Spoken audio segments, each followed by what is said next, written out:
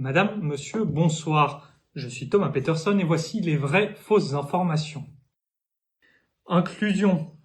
Le personnel masculin d'Eurostar sera dorénavant autorisé à porter des jupes et à être de mauvaise humeur 1 semaine par mois. En Belgique, le frère de l'homme dont le cadavre a été retrouvé pendu à un panneau de signalisation sort du silence avec un message fort. Stop. Au Maroc, une militante féministe condamnée à 2 ans et demi de prison pour avoir porté un t-shirt, je cite, « Allah is lesbian ». Une punition méritée pour des propos blasphématoires et complètement absurdes. Il est établi depuis longtemps qu'Allah est un vieil homme blanc cis hétéro. En sport, un voilier s'élance des côtes françaises avec le défi historique de faire le tour du monde avec un équipage 100% féminin. Si le vent est favorable, les experts prédisent que le premier crépage de chignons aura lieu au large de l'Irlande.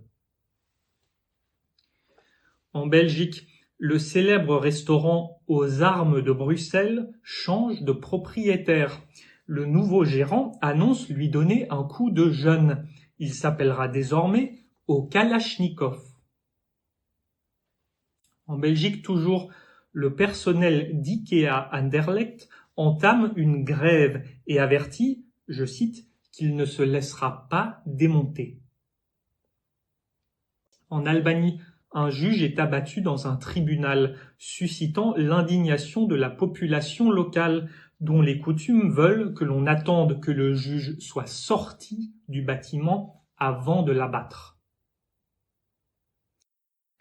En Belgique, UNIA, l'institution belge de lutte contre les discriminations, reçoit le titre de docteur honoris causa de l'Université catholique de Louvain.